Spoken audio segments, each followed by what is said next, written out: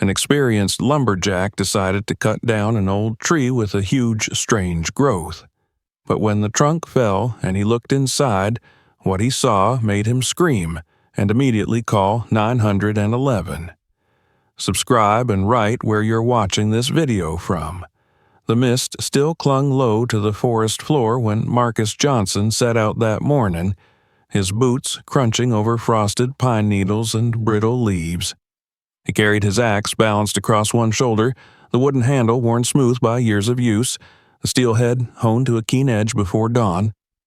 The air smelled sharp and damp, the kind of air that filled his lungs with the essence of the woods, a smell of sap and earth and distant rain. Marcus had walked into forests like this for as long as he could remember, and though his frame was heavy with years of labor, there was still strength in his stride. For him, the trees had always been more than just timber waiting to be cut. They were living things with their own rhythms, guardians of secrets older than his own lifetime. The logging company had assigned him to a new section of forest, deeper than they had worked in many seasons. This part of the land had remained untouched for decades, overgrown and shadowed, the kind of place that even hunters seldom entered. There was something about the silence of these groves that stirred an old unease in Marcus, though he would not admit it aloud. He had grown up with stories whispered by his grandfather, tales of soldiers who had marched through these woods long ago and never returned, of bandits who had made camps among the trees and vanished without a trace. As a boy, Marcus had listened in awe and fear, but as a man, he had learned to bury superstition beneath the practical weight of labor. An axe did not pause for ghost stories. Yet, as he pushed farther into the clearing, he could not shake the sense that this forest was different. The trees stood unnaturally tall, their trunks thick and gnarled, bark ridged with age. Every step deeper felt like walking into the embrace of something ancient and watchful. He stopped once, turning in a slow circle, and saw that even the birds had gone quiet. Only the faint creak of branches in the wind moved around him. His breath clouded in the cold, and for a long moment he simply listened. Nothing. He continued until he found the tree. At first glance it appeared to be an old oak, massive and stubborn, its branches rising like a cathedral roof above the canopy. But what arrested him was the growth protruding from its side, a swelling of wood that looked grotesque and unnatural. It bulged outward like a tumor, the bark stretched thin and scarred as though something inside strained to escape. Marcus narrowed his eyes and approached slowly, running a calloused hand over the rough surface. The growth was as wide as his chest and stood out nearly a foot from the trunk, a monstrous blemish upon an otherwise regal tree. A strange chill passed over him as he studied it. He had seen knots, burls, and scars in trees before. Disease and weather left their marks often enough, but never something like this. It seemed less like a natural growth and more like the tree had swallowed something whole. He pressed his ear against the bark, absurdly expecting to hear movement within, and pulled back quickly when his imagination conjured the faintest vibration. He scolded himself for foolishness, but still he stepped back warily. The memory of his grandfather's words came unbidden. "There are trees, boy," he used to say, "that grow to keep things in, not out." Marcus clenched his jaw and forced a dry laugh. It was only wood, after all, but the unease remained, a stone in his gut. He tightened his grip on the axe handle, the familiar weight grounding him, and glanced around the clearing. No sound, no witnesses. Just him, the silence, and the tree with its strange, swollen secret. He had been chosen for this clearing because he was reliable, steady, the kind of man who never left a job undone. That reputation pressed against him now. He could walk away, leave the tree for another day, but something about it gnawed at him, tugged at his instincts. Perhaps it was simple curiosity. Perhaps a need to prove to himself that no growth of wood could frighten him. Perhaps it was the nagging suspicion that there was indeed something wrong here, something a responsible woodsman ought to uncover. Whatever the reason, he felt the decision settling in him like an anchor. Marcus rested the axe against the ground and unstrapped the canteen from his belt, taking a slow swallow of water. His breath hung in the air as he looked up at the towering trunk, the grotesque swelling rising like a wound against the bark. He thought of the men back in camp who would laugh if he returned and claimed he had been unsettled by a tree. They would grin, clap his shoulder, and tell him to get some rest. They had not been here, had not felt the heavy silence pressing in from every direction. They would not understand. And so he stood there, weighing the moment, feeling the forest breathe around him. His mind wandered to his brother, gone years now, to the weight of loneliness that sometimes pressed harder than any axe upon his shoulders. He thought of his mother's prayers, of his grandfather's warnings, of his own long years swinging steel into living wood. All of it gathered inside him, and with a quiet, resolute nod, Marcus gripped his axe and stepped closer to the tree. The decision was made. Whatever secret the forest kept within that bulging, unnatural growth, he would face it. The clearing seemed to hold its breath as he raised the axe. And in that suspended silence, Marcus Johnson knew that his life had already shifted, that the first stroke of steel against bark would carry him into a story that had been waiting decades for a man brave or foolish enough to uncover it. Marcus stood before the tree, his axe heavy in his hands, the cold morning air brushing against the back of his neck, as though the forest itself leaned forward to watch. The silence had thickened since he first stepped into the clearing. Even the faintest rustle of wings or chirp of unseen sparrows had long since retreated into stillness, as if nature recognized the boundary he was about to cross. He inhaled deeply, his chest rising against the weight of uncertainty, and exhaled with resolve. Then he lifted the axe. The first swing cleaved into the bark with a startling clang, the sound far different from the usual hollow thud of steel against living wood. Marcus froze, gripping the handle tighter, the vibrations traveling up his arms and lodging in his bones. It had sounded metallic, as if he had struck iron buried within the trunk. He took a step back, narrowing his eyes at the dark cut carved into the wood. Sap did not run freely as it usually would. Instead, a faint dust, reddish-brown like rust, clung to the edge of the wound. He rubbed his fingers against it and felt the gritty weight of something unnatural. He frowned, recalling the many trees he had cut in his life, each one yielding with a predictable rhythm, groaning as the axe chewed through rings of age. This was different.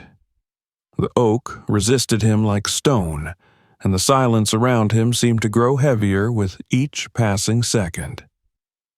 Marcus shook off the chill that crept along his spine and raised the axe again. The second strike fell harder, his muscles tightening as steel met wood with another strange echo, like a muted bell tolling deep in the earth. The forest absorbed the sound, leaving it to hang in the air unnaturally long. Sweat began to bead along his brow despite the coolness of the morning. Each blow demanded more of him, as though the tree fought back, refusing to surrender. Chips of bark flew off, but the heartwood resisted, dense beyond reason. Marcus's shoulders ached, and his hands began to tremble slightly under the strain. He paused, resting the axe against the ground, his chest heaving. The cut he had made was shallow compared to what it should have been after so many strikes. It was as if the tree had been forged rather than grown, each fiber laced with a hardness that defied its organic nature. As he leaned against the trunk to steady himself, he felt an odd vibration through his palm. It was subtle, fleeting, almost like the hum of distant machinery or the low growl of something alive. He pulled his hand away sharply, his heart lurching. He forced himself to breathe, muttering under his breath, "It's just wood, just wood." Yet the words did nothing to ease the unease curling tighter inside him. He gripped the axe once more, determined to prove to himself that fear had no place in his craft. He swung again and again, each strike ringing with that same unnatural echo until his arms burned with the effort. Chips scattered across the ground, heavier than they should have been, some glinting faintly in the pale light as if flecked with metal. He crouched and picked one up, turning it in his rough hands. The fragment was streaked with veins of dark brown, almost black, and when he tapped it against the axe head, it rang faintly. He let it fall quickly, his stomach twisting. The forest seemed to shift around him, the air thick with tension. He lifted his head and scanned the tree line, half expecting to see someone watching.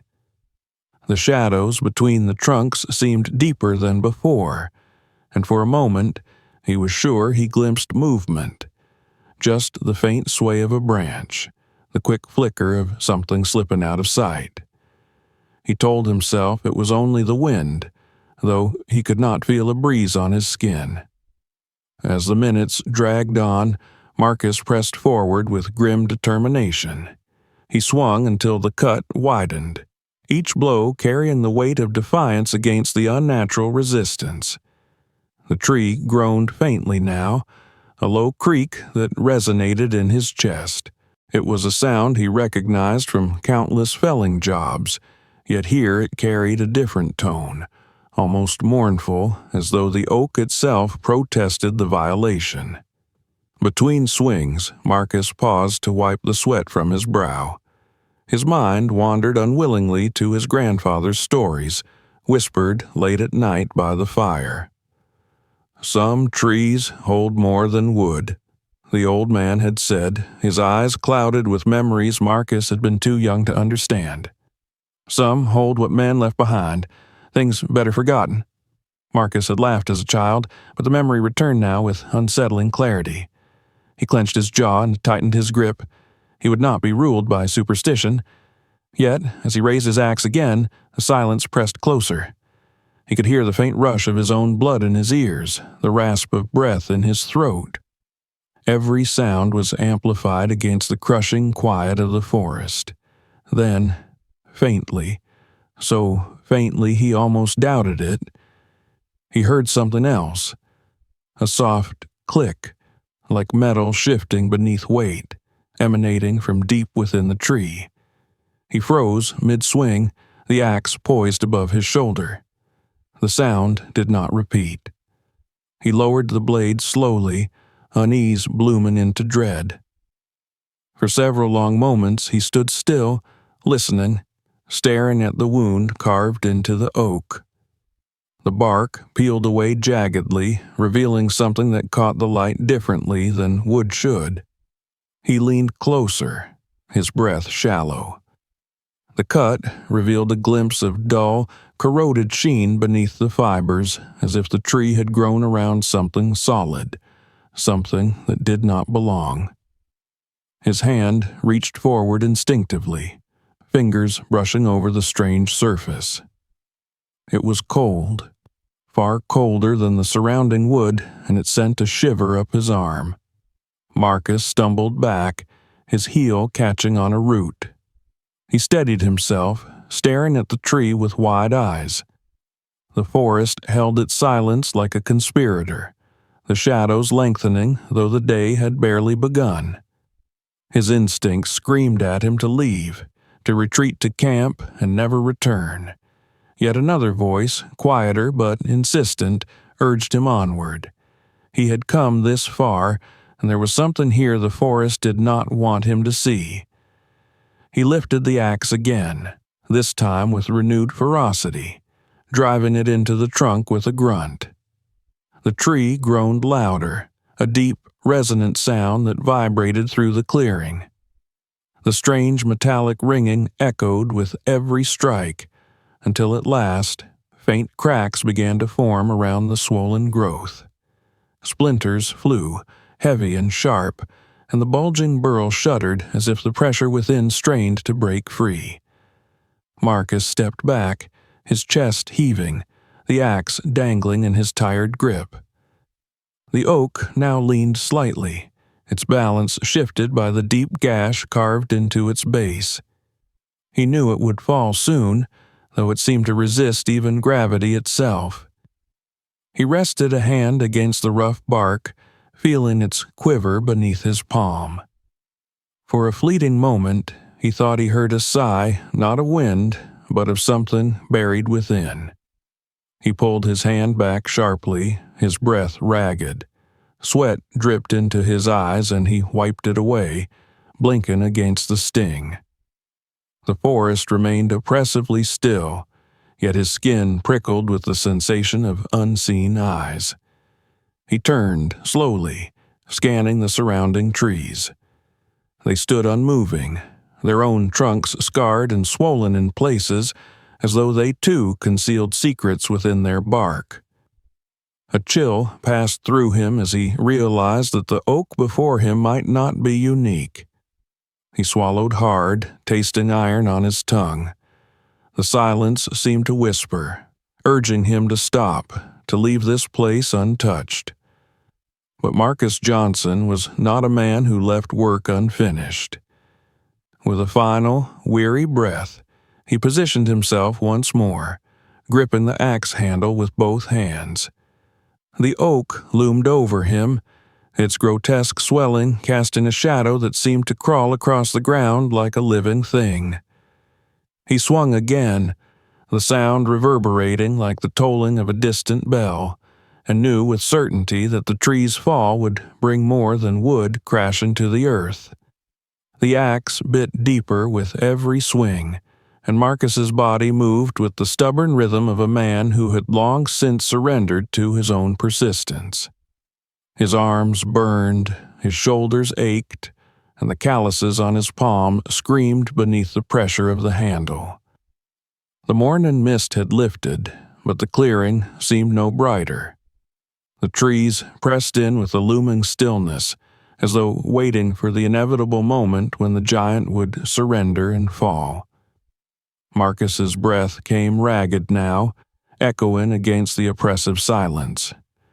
Each time the steel struck, the sound rang out, alien and metallic, carrying into the woods like the clang of distant hammers in a hidden forge. The cut was deep enough that Marcus knew the end was near.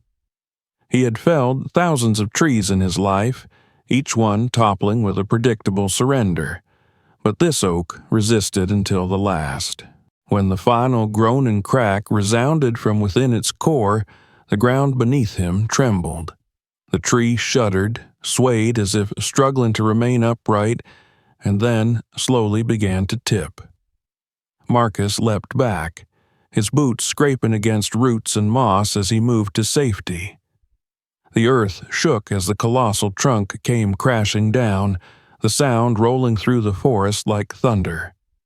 Birds erupted in a startled frenzy from far-off branches, their wings slapping the air, their cries cutting through the heavy silence for the first time that morning. Marcus stood frozen, his chest heaving, the axe still clutched in his grip. He watched the oak lying sprawled upon the ground, branches crushed beneath its own weight, leaves scattering in the air. He should have felt satisfaction, the simple conclusion of his work, but instead dread seeped into him. The tree had not died like others did. It had fought, resisted, and in its collapse there had been a sound not only of wood breaking, but of something tearing loose from decades of confinement. His eyes drifted immediately to the massive burl that had drawn him here in the first place. Now, exposed and fractured from the fall, the grotesque swelling seemed almost to have burst open at the seam. Marcus approached cautiously, his boots sinking into the softened earth. The smell hit him first, sharp, metallic, and acrid, so unlike the fresh scent of oak sap or moss. It was the stench of rust and decay, of iron long hidden and rotting in silence. He grimaced, covering his nose with the back of his arm as he drew closer. The burl was cracked from the impact, and within its jagged wound glimmered something no forest should ever hold.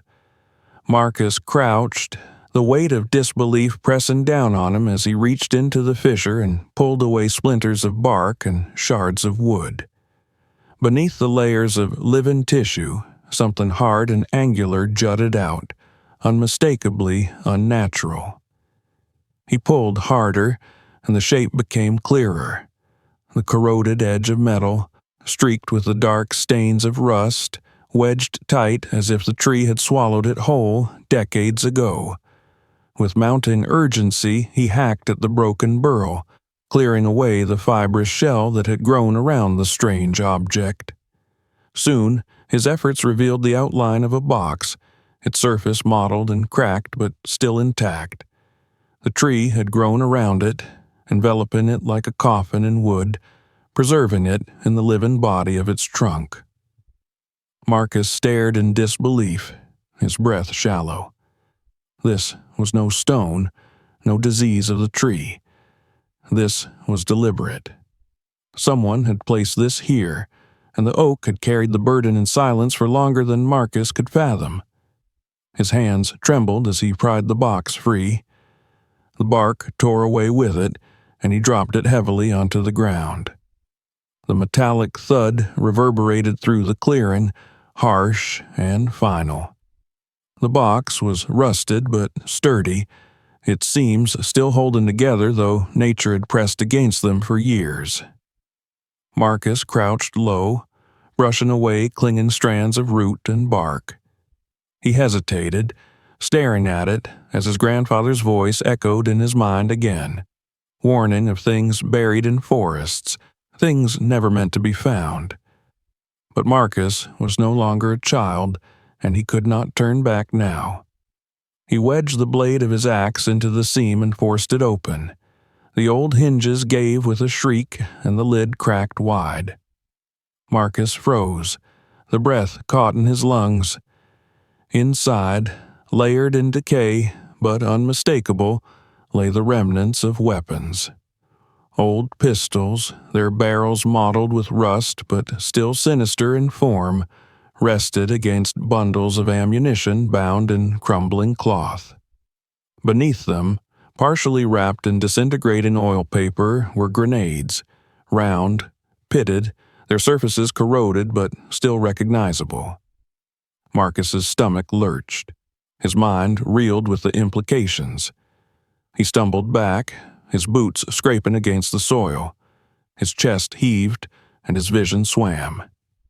He had expected perhaps a stone, a malformed growth, at worst some grotesque trick of disease. But this was something else entirely. This was violence, deliberately hidden, preserved by the forest. His hands shook as he wiped them against his trousers as if he could scrub away the wrongness of what he had touched. And yet the horror was not finished. Among the heap of metal and rusted death, Marcus's eyes caught the corner of a bundle of papers sealed in wax. He leaned forward, swallowing the bile rising in his throat, and reached in carefully, pulling the packet free. The wax crumbled beneath his fingers, revealing documents yellowed with time. Strange seals stamped the corners, symbols he did not recognize, though they carried the weight of authority. The ink had faded, but he could still make out diagrams, numbers, and words in a language that sent a shiver down his spine, though he did not understand them fully. He flipped through trembling hands, feeling as though he were holding a ghost in his grasp. The realization settled like ice in his stomach. This forest had once been a battleground, a place where men had hidden instruments of war in desperation or secrecy. Perhaps soldiers had died here, their plans entombed in the very trees that still stood watch. Perhaps darker forces had used the forest as a vault, burying weapons for reasons Marcus dared not imagine. And if one tree had concealed such horror, what of the others? He lifted his gaze and saw, for the first time with true clarity, that many of the surrounding trunks bore similar swellings. The forest was littered with these grotesque burrows, each one a secret, each one a potential tomb for hidden violence. A wave of nausea struck him, and he pressed a hand against his chest. His breath came ragged, uneven, as he backed away from the shattered oak. The clearing spun around him, the shadows of the trees deepening as though the forest had drawn closer. It felt suddenly alive in a way he had never known before, as though the woods themselves had eyes fixed upon him. He staggered, gripping his axe tightly, and whispered aloud, though no one could hear him, "What the hell is this place?" For the first time in many years, Marcus Johnson felt fear coil itself firmly around his heart. This was no ordinary discovery. It was a warning. And yet, against every instinct screaming for him to leave, he could not turn away. The forest had offered him a glimpse of its secret, and he knew he was already caught within its grip.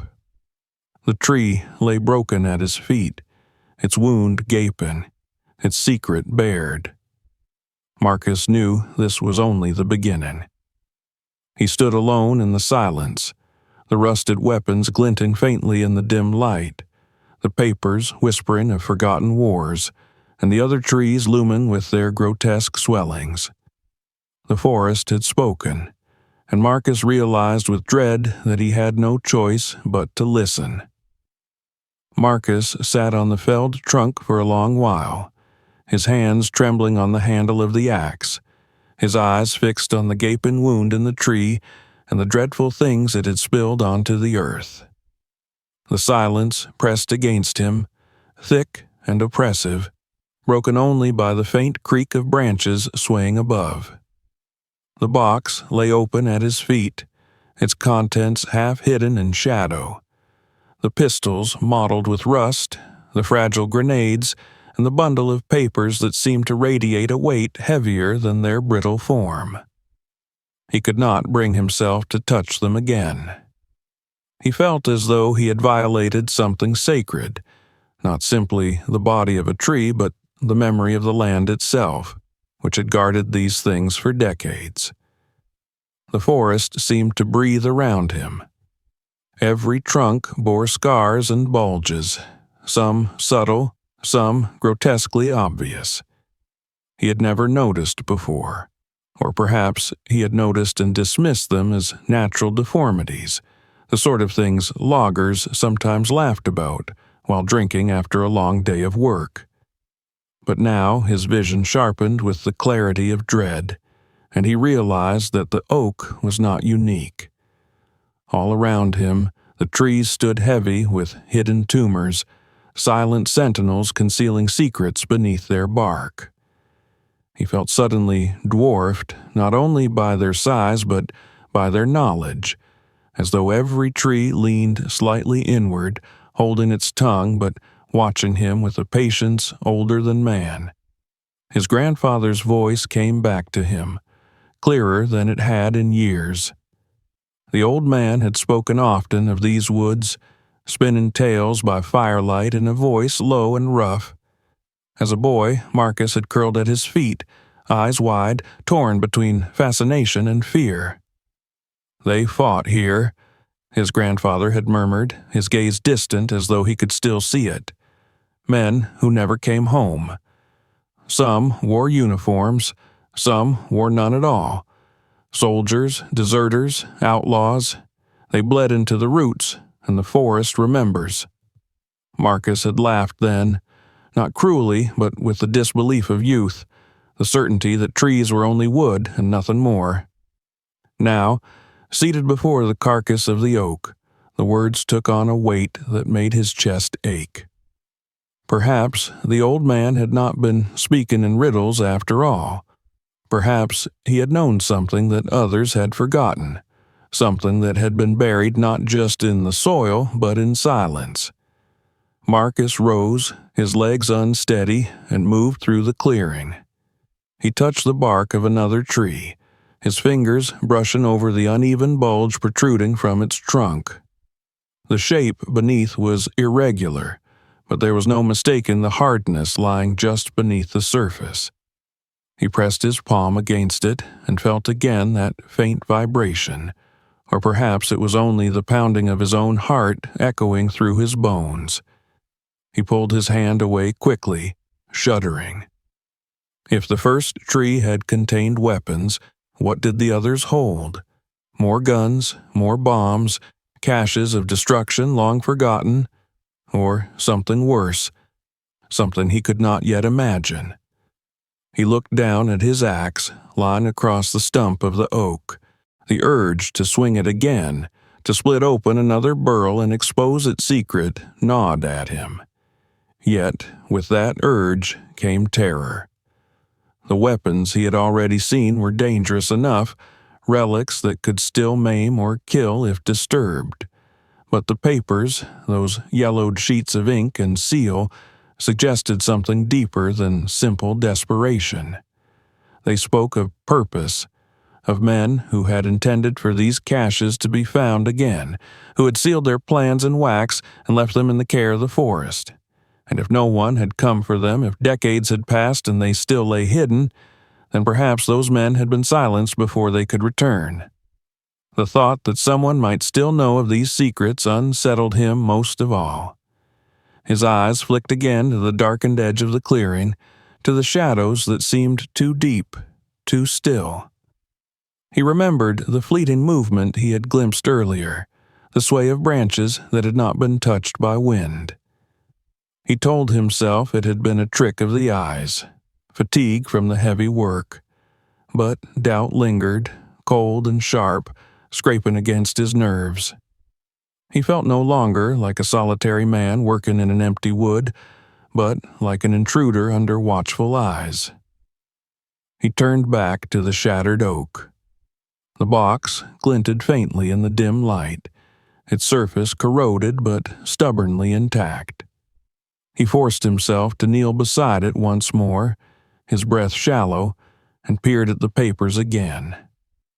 His thumb traced the faint outlines of the strange seals stamped on the margins, symbols he could not decipher but that stirred unease deep within him. They were precise, deliberate, the kind of markings made by organizations that thrived on secrecy and power. He thought of the stories of shadowy militias, of rogue battalions that had vanished into the wilderness during times of war, carrying with them their weapons and their secrets. Could this forest have been their graveyard? A gust of wind swept through suddenly, sharp and cold, and the leaves whispered above.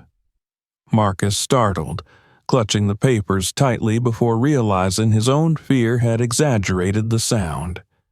Still, he could not ignore the sensation that the forest had shifted around him, as though acknowledging that he now carried a burden he had not been meant to bear. He tucked the bundle under his arm, his chest tight. He told himself he would take them back to camp, hand them over to someone who could make sense of them, but even as he thought it, a darker voice whispered that perhaps those in power would prefer these things to remain hidden. He straightened slowly, his eyes scanning the trees again. Their grotesque swellings loomed in every direction, each one a silent question, each one a threat. The realization gripped him. The forest itself was a vault, an unwilling guardian that had absorbed the remnants of violence and secrecy into its own body.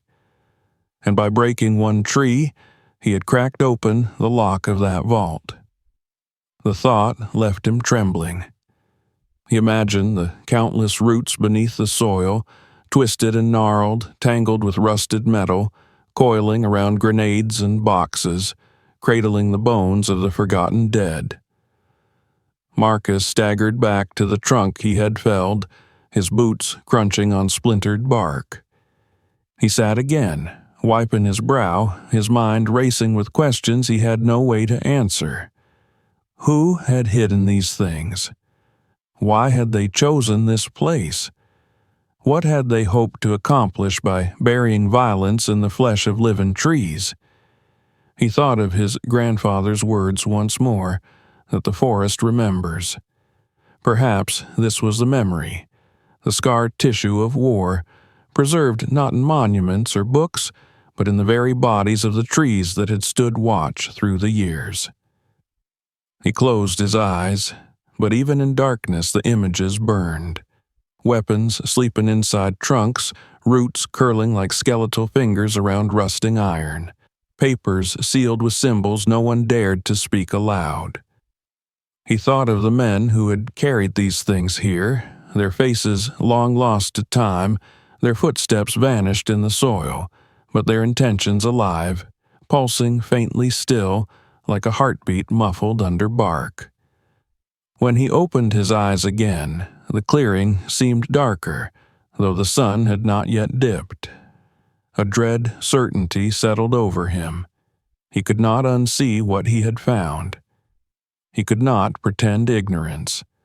The forest had entrusted him with its secret, and though it weighed like iron in his chest, he knew the truth was only beginning to show itself. The weapons, the documents, the grotesque swellings on every other tree, these were not coincidences or curiosities. They were warnings. The forest had been marked, scarred by human hands long ago, and its silence since then had been a silence of patience. Marcus felt like a trespasser in a cathedral desecrated, and yet he also knew he was now part of its story, drawn into something vast and terrible. He rose once more, gripping the axe though his arms trembled from exhaustion. He looked to the surrounding trees, each with its tumor of hidden truth, and he felt the weight of choice pressing down. Should he leave them untouched, walk away and forget, or should he dig deeper, break open the scars and uncover what lay beneath? The answer twisted inside him, unresolved. The forest waited.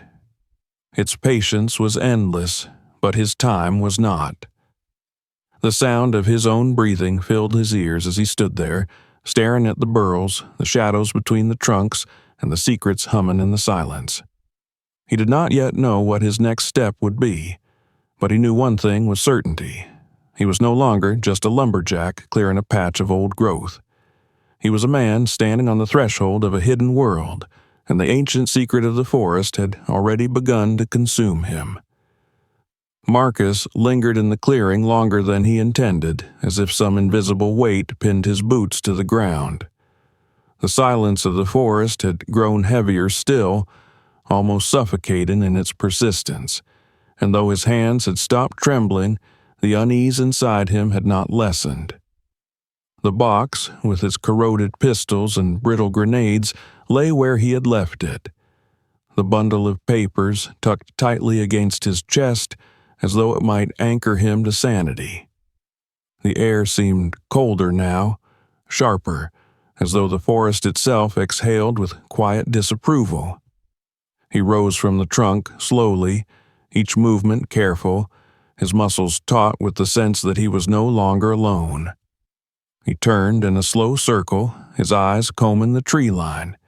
The other trunks stood motionless, their grotesque burls glistening faintly where the light broke through the canopy. He listened hard, straining past the pounding of his own heart. At first, there was nothing, and then, faint, nearly imperceptible, a branch cracked somewhere deeper in the woods. Marcus froze. The sound was too sharp, too deliberate to be the idle shifting of wood in the wind. He waited, holding his breath, his ears searching for more. Another sound followed, softer this time, the muffled crunch of weight against leaves. He gripped the axe tighter, his calloused hands slick with sweat. Every instinct screamed at him to flee, to leave the clearing and never look back. But the same stubbornness that had driven him to fell the oak now anchored him in place. He shifted his stance, his eyes narrowing, and scanned the trees again. Between the trunks, where the shadows lay thickest, something moved. A flicker of motion, swift and deliberate, like a cloak retreating from sight. He blinked hard, certain for a moment that his weary eyes deceived him. But when he looked again, the shape was gone. "Who's there?" His voice broke the silence, rough and uncertain. It echoed strangely among the trees, as though the forest swallowed the sound and returned nothing. He waited, his breath shallow, but no reply came. Only the stillness pressed back against him, and the weight of unseen eyes prickled along his skin. He turned toward the direction of the movement, straining to pierce the gloom. His mind ran wild with possibilities. Perhaps a hunter had stumbled into the clearing. Perhaps a wanderer or one of the men from camp had followed him. Yet the deliberate stillness in the air, the way the shadows seemed to fold around the figure he thought he had seen, spoke of something more purposeful. Whoever it was had been watching. Marcus's thoughts flashed to the bundle of papers under his arm. If this forest had been used as a hiding place, if men had once sealed their weapons here with care and precision, then perhaps others still knew. Perhaps the secret had not been as forgotten as he had believed. He felt suddenly vulnerable, exposed in the clearing with the evidence of his discovery lying at his feet. He crouched and slammed the lid of the box shut, though the sound echoed far too loudly, startling even him. He looked up again quickly, searching the tree line, his chest heaving. The memory of his grandfather's warnings stirred once more. "The forest remembers," the old man had said. Marcus had thought it meant ghosts, echoes of men long gone, but now, with the hairs on the back of his neck bristling, he began to wonder if it had meant something else entirely, that those who had placed these things here, or their successors, still lingered. Guardians, perhaps, or scavengers waiting for the right time. The thought settled uneasily inside him, sharper than any axe blade. Another branch cracked, this time to his left.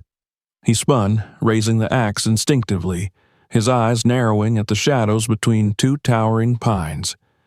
For the briefest moment, he thought he saw a figure again, tall, cloaked, unmoving. He squinted, holding his breath, but when he blinked the shape was gone once more. He cursed under his breath, his voice low and tense. The forest pressed back with silence. His legs trembled, not with fatigue, but with the strain of knowing he stood on the edge of danger. He weighed his options quickly.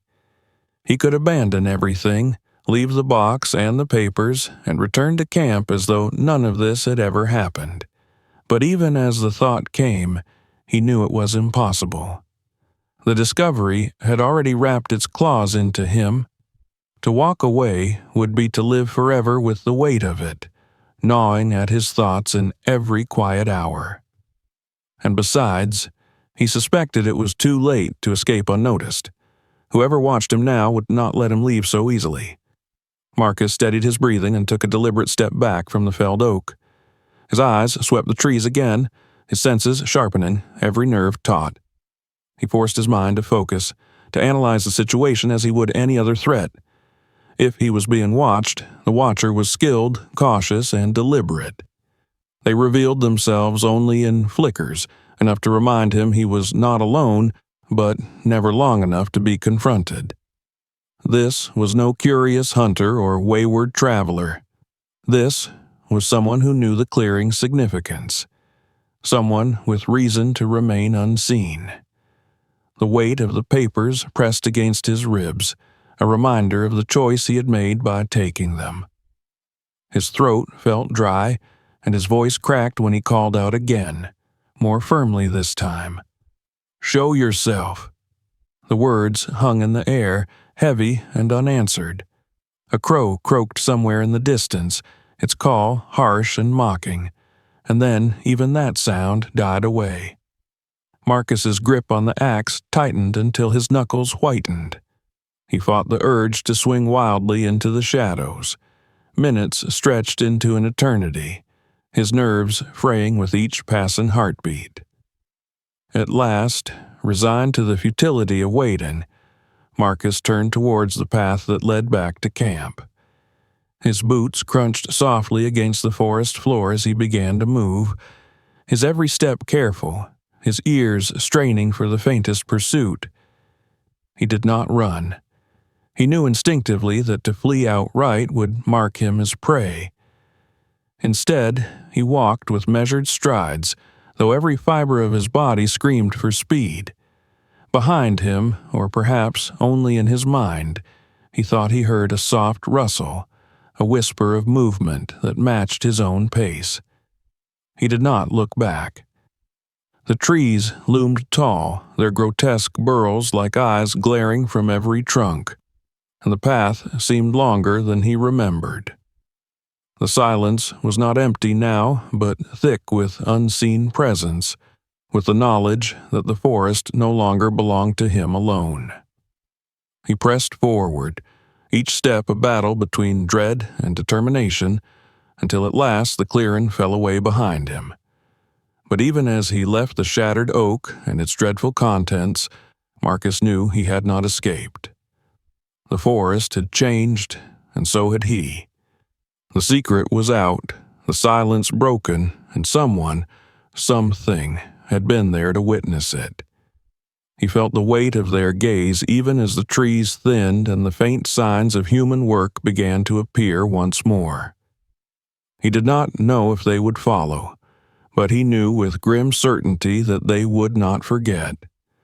The unseen witnesses had marked him now, just as surely as the forest had, and there would be no turning back. The walk back to town felt longer than it should have, every step stretched by the knowledge of what Marcus carried under his arm. The papers were wrapped tightly in his coat, the brittle sheets pressed against his ribs as though they had fused to him. He tried not to glance behind him, but the sensation of eyes upon his back never left, a weight as constant as the axe hanging from his shoulder. Even when the forest began to thin and the shapes of distant rooftops emerged, the dread clung to him. He half expected to hear footsteps closing in, to feel a hand clamp down on his shoulder. But the only sound was his own uneven breathing and the crunch of gravel beneath his boots. By the time he reached the edge of town, the afternoon sun had dulled to a gray pallor, casting the streets in a muted gloom.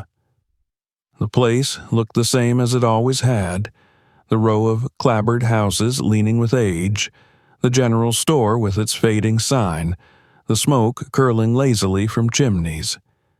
Yet Marcus felt like a stranger returning to a place he had known all his life. The weight of the secret he carried seemed to change the color of every familiar corner, to twist the air into something heavier, less forgiving. He paused at the outskirts, adjusting the bundle under his arm, and told himself firmly that he would go straight to the sheriff's office. He had seen something too dangerous to ignore. The forest was filled with weapons, relics of a forgotten war, and sooner or later someone would stumble upon them. Better it be dealt with now, better the authorities take it into their hands. He entered the sheriff's office, ducking slightly beneath the doorway as he always did. The room smelled of old coffee and gun oil, familiar and sterile. Behind the desk sat Sheriff Caldwell, a broad man with thinning hair and eyes that had once struck Marcus as steady, dependable. Caldwell looked up from the ledger he was writing in, his expression shifting from surprise to a guarded neutrality as he saw who had entered. "Marcus," he said, setting his pen aside, "you're back early. Thought you'd be working that new section all day." Marcus swallowed hard, his throat dry. He set the bundle on the desk, the papers rustling faintly as he withdrew them from his coat. "I found something," he said quietly, the words heavy in his mouth, "out in the forest. You need to see this." Caldwell frowned, glancing at the bundle but making no move to open it. "What is it?" Marcus forced himself to meet the man's eyes.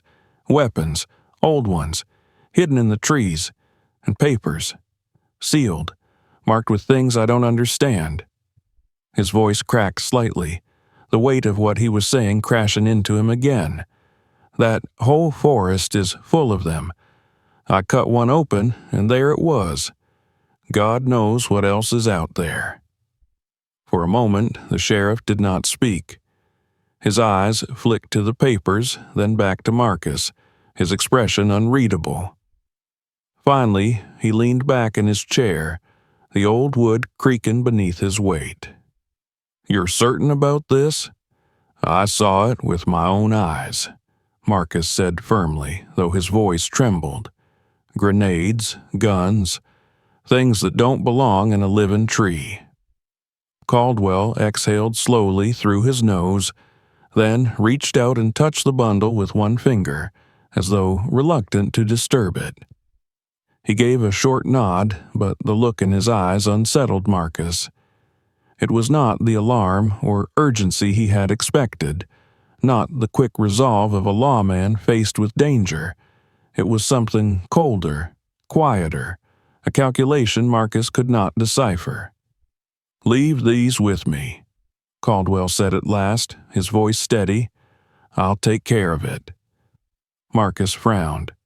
"That's it? You'll take care of it?" The sheriff's gaze sharpened. "This isn't the kind of thing to be shouted about, Marcus. If what you say is true, then it's dangerous. Best we keep it quiet until we know exactly what we're dealing with." The unease that had lingered in Marcus since the clearing coiled tighter. He leaned forward, his hands braced on the desk. People work in those woods, men with axes and saws. If they cut into the wrong tree, I said I'll take care of it. Caldwell's tone was sharper now, firm enough to end the discussion. His eyes bored into Marcus's, steady but unyielding. "You did the right thing by bringing it here, but from now on, you leave it alone. Understand?" Marcus hesitated, his gut twisting. Something in the sheriff's calm unnerved him more than the silence of the forest had. It was too controlled, too measured, as though Caldwell had expected this, or at least understood more than he let on. Marcus nodded slowly, though every instinct screamed against it. He left the office in a haze, stepping back into the fading daylight. The street felt different now, the people passing by strangers in their own skin. He saw Mrs. Evers carrying a basket of laundry, young Tom Ridley chasing a dog down the road, ordinary scenes that should have brought comfort, but instead filled him with dissonance. He felt exposed, as though every face turned toward him held suspicion. He quickened his pace, heading toward his small house on the edge of town, but the unease only grew. That night, he could not sleep. He lay in his bed, staring at the ceiling, every creak of the floorboards settling his nerves further on edge. The shadows in the corners of the room seemed thicker, darker, as though they concealed more than the absence of light. He thought of the figure in the forest, the one who had vanished among the trees. He thought of Caldwell's eyes, cool and unreadable, and the deliberate way he had spoken. He thought of the papers, sealed and marked, now out of his reach. At some point, Marcus rose and peered through the window. The moonlight spilled across the road, pale and cold. A car sat parked farther down the street, its silhouette unfamiliar. He squinted, and for a moment he thought he saw movement inside, the faint glow of a cigarette ember flaring and then dying. He stepped back quickly from the window, his heart hammering. He told himself it was nothing, just a traveler resting, but the weight in his gut told him otherwise. The days that followed blurred together. Men he had known for years greeted him with uneasy smiles that did not reach their eyes. Strangers lingered at the edge of the logging camp, asking quiet questions Marcus never quite heard the answers to. One by one, some of the workers left without explanation, their cabins empty, their tools abandoned. The forest beyond the town seemed to grow darker with each passing dawn, its secrets pressing closer even when Marcus kept his distance. Everywhere he turned, he felt watched. In the store, in the tavern, even in the church on Sunday, conversations hushed when he entered, and once, passing through an alley, he caught sight of two men he did not recognize lowering their voices as their gazes followed him. He had brought the secret into the open, and now the open had turned against him. Late one evening, as he walked home under the dim glow of the street lamps, Marcus heard footsteps behind him. He slowed, listening, and the sound slowed with him. His pulse quickened. He turned sharply, his eyes narrowing into the shadows, but the street was empty. Still, the sensation of pursuit lingered, crawling along his skin like a fever. He gripped the handle of his axe tightly as he stepped through his door, locking it behind him with shaking hands. The forest had not let him go, nor had the men who knew its secrets. He had awakened something that thrived not in the trees alone, but in the hearts of those who wished to keep them hidden. And Marcus Johnson understood with a clarity that chilled him to the bone. The danger was no longer confined to the woods. It had followed him here, into the town, into his home, into his very life. Marcus had never known a silence as suffocating as the nights that followed his visit to Sheriff Caldwell's office. The forest seemed to haunt him even in his sleep, its shadows pressing through the walls of his modest home, its grotesque trees whispering their secrets in dreams he could not escape. He would wake with his heart pounding, convinced that someone stood over his bed only to find the room empty, the darkness thick and unmoving. The car he had seen idling near his street returned again and again, sometimes in different places, but always present, its headlights off, its outline just far enough away to be denied if he spoke of it. The men inside never approached, but their watchfulness was as tangible as a hand on his shoulder. Marcus felt marked, as though by uncovering the forest's secret, he had been branded with something he could not remove. He tried to ignore it, to return to work and let his axe and the rhythm of labor drown the weight of suspicion, but the other men avoided him now. Some would nod curtly before walking quickly away. Others would not meet his eyes at all. He heard his name whispered in corners, though the words never reached his ears. One morning, he found his tools scattered and his axe head half buried in mud, as though someone had tried to ruin it before abandoning the effort. The forest loomed heavier than ever, and with it the memory of the rusted weapons and the sealed papers Caldwell had taken. Marcus had trusted the sheriff out of habit, but in his heart he knew that trust had been misplaced. Whatever had been written on those pages was not being studied for the safety of the town. It was being locked away, hidden as it had always been. Perhaps Caldwell was afraid. Perhaps he was complicit. Either way, Marcus understood now that no help would come from the men in charge. The decision to return to the forest was not made in a single moment, but grew slowly, inevitability swelling in him like the burls on the trees. Every night the thought crept closer. If he left the secret buried, if he turned his back on what he had seen, It would fester until someone else stumbled across it, someone less cautious, less prepared. And then the forest would claim lives as surely as it had claimed its silence. By the fourth sleepless night, Marcus could no longer bear the weight of inaction. He strapped his axe across his back, lit his lantern, and set out long after the lamps in town had gone dark. The woods welcomed him with the same crushing quiet as before, though under the lantern's glow the trunks loomed like colossal tombstones, their scars and swellings grotesque and alive. Every step deeper sent a shiver crawling up his spine. He had expected fear, but the dread that clung to him now was heavier than he had imagined, not the fear of a man walking alone in the dark, but of one trespassing in a place that had chosen to keep its secrets. He moved slowly, the light swaying before him, throwing monstrous shadows that seemed to reach for him with skeletal fingers. The air smelled damp and metallic, like the inside of the broken box he had left behind. It did not take long to find another tree like the one he had felled. Its burl was enormous, protruding outward like the twisted hunch of some beast frozen in agony.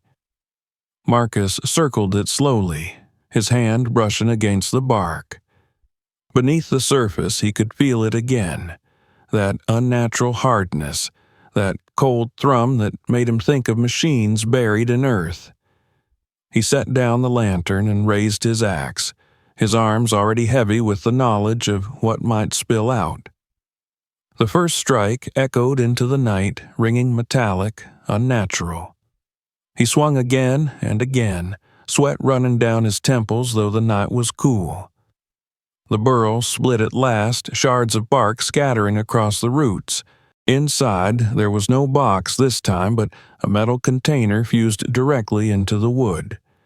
Marcus worked furiously, hacking and prying, until he exposed the thing fully. It was cylindrical, sealed, its surface covered in scratches and faintly stamped markings nearly obliterated by rust. He dragged it free with a grunt, his arms trembling with effort. When it fell onto the earth, it landed with a heavy thud that reverberated in his chest. He crouched beside it, his breath shallow, and ran his fingers across the corroded surface. Where the rust broke away, he saw strange letters and numbers and symbols unlike any he recognized. He fumbled with the latch, and for a moment he hesitated, fear whispering that some things should remain sealed forever.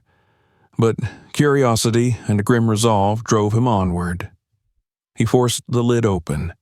Inside were glass vials, long and narrow, their contents clouded and discolored with age.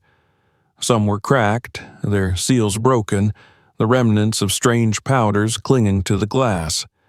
Others remained intact, their liquid contents shimmering faintly in the lantern light with a sickly sheen. Folded beside them were more papers, thinner than those he had found before, their edges blackened as though by fire. He lifted one carefully, his eyes straining to make sense of the faded ink. The writing was precise, clinical, accompanied by diagrams of human figures, organs, and symbols he could not decipher. His stomach turned as the realization struck. This was not simply a weapons cache. This was something else entirely. Experiments, projects. The forest had not merely been used to hide guns, it had been chosen as the graveyard for something darker. The lantern flickered suddenly, and Marcus's head snapped up. Between the trees, he saw movement again, this time clearer, undeniable. Figures emerged from the shadows, slow and deliberate, their outlines tall and indistinct in the weak light. They did not speak, did not rush forward, but their presence alone froze Marcus where he crouched. His heart slammed against his ribs, and the papers trembled in his hand. He knew without words who they were. Not the ghosts of soldiers long dead, but men who had inherited their silence. Guardians of the secret, or beneficiaries of it. Perhaps they had followed him from the start. Perhaps they had waited for him to prove he could find more. Now they had come to ensure he would not take the knowledge further. Marcus staggered to his feet, clutching the papers in one hand, his axe in the other. His lantern cast a wavering halo, catching glimpses of their faces but never fully revealing them. Their eyes glinted faintly, cold and watchful. They advanced a step, and then another, unhurried, confident. Marcus backed away, his breath ragged until his heel caught on a root and he nearly fell.